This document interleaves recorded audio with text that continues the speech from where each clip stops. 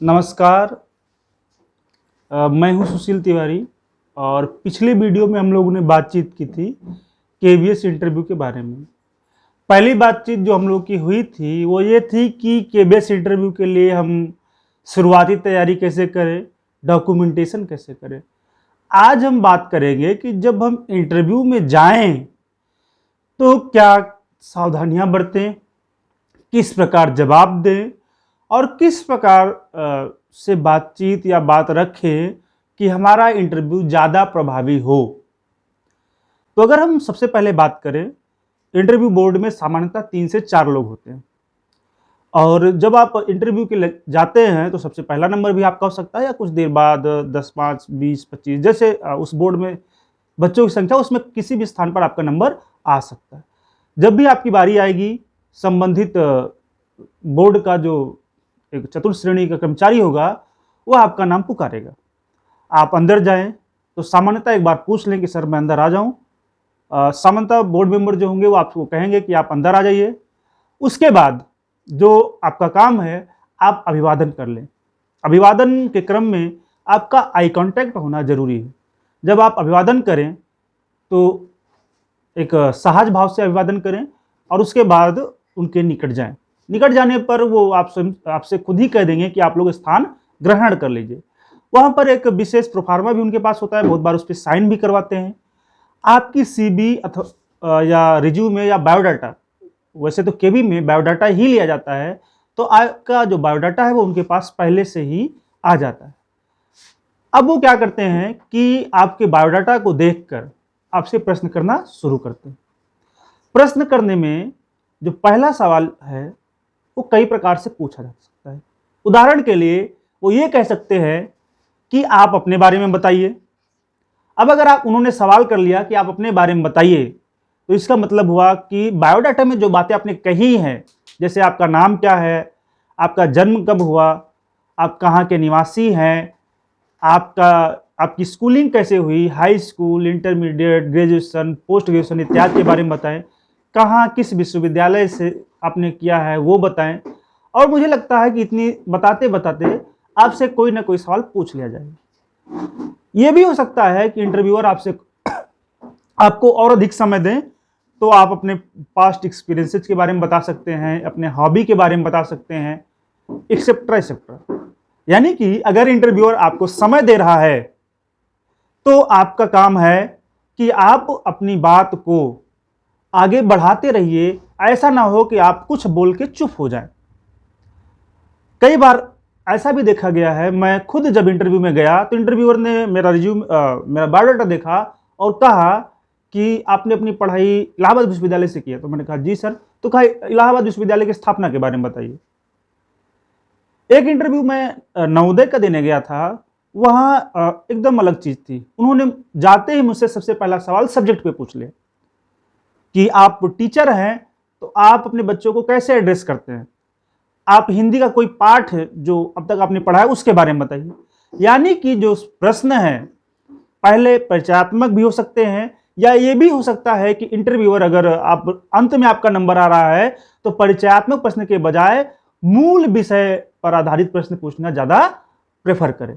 खैर, प्रश्न जैसे भी पूछे जाएं, आपका दायित्व है कि आप सरलतापूर्वक और सधे शब्दों में उसका उत्तर दें।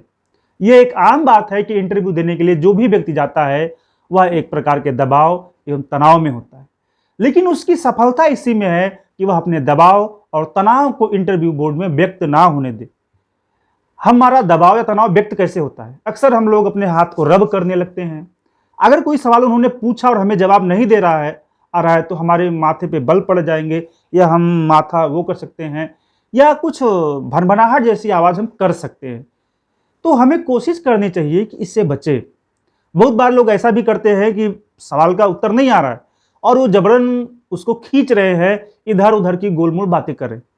हमें ऐसा नहीं करना चाहिए। अगर हमें लग रहा है कि हमें सवाल का उत्तर नहीं आ रहा है तो हमें उनसे रिक्वेस्ट कर लेनी चाहिए कि सर इस प्रश्न के बारे में मुझे जानकारी नहीं है, तो वो अगला प्रश्न पूछ लेंगे। अब सवाल यह आया कि अगर हमसे एक से ज्यादा सवाल के उत्तर नहीं आ रहे हैं तो क्या मेरा चयन होगा कि नहीं होगा?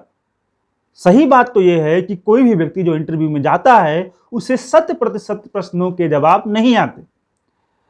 कुछ प्रश्नों के जवाब आपको आएंगे, कुछ एक प्रश्नों के जवाब आपको नहीं आएंगे। लेकिन महत्वपूर्ण चीज ये है कि कंटिन्यू आप 3-4 क्वेश्चन के जवाब ना दें तो ये एक गलत इंप्रेशन इंटरव्यूअर पे डालते हैं।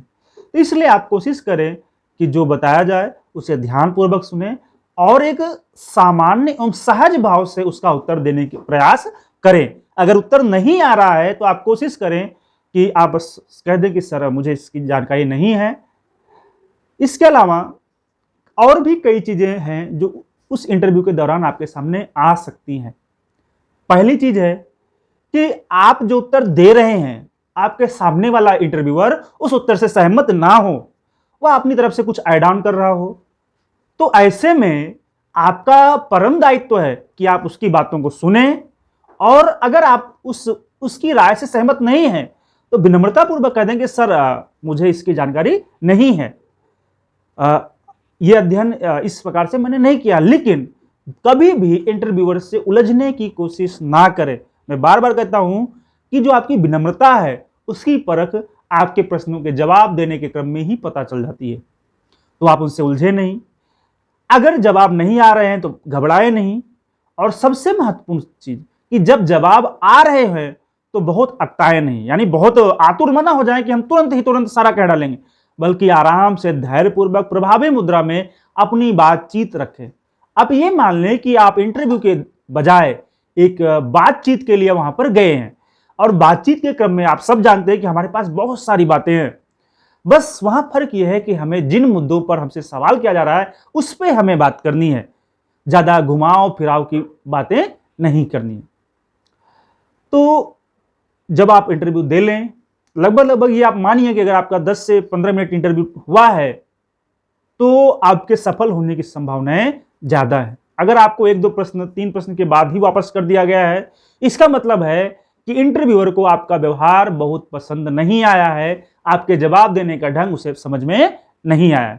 अक्सर यह होता है कि जब भी इंटरव्यूअर हमसे सवाल करते हैं तो हम विशेष दबाव में आकर या किसी और कारणों से जवाब नहीं दे पाते या भय के कारण हम हाथ कांपने लगते हैं, हमारे मुंह से जो उच्चारण है वो अशुद्ध होते हैं। तो ऐसे में इंटरव्यूअर 1-2-3 प्रश्नों के बाद हमें वापस कर देता है। तो हमें कोशिश करनी चाहिए कि बड़े आराम से, बड़े सहज भाव से, ये मान लीजिए कि वहां पे कोई तोप नहीं लगी है कि उससे गोला निकलेगा और आपके परखच्चे उड़ जाएंगे, बल्कि आपके सामने का जो इंटरव्यूअर है वह भी उसी विषय का ज्ञाता है जिस विषय को आप पढ़ लिख कर उसके सामने प्रस्तुत हुए हैं।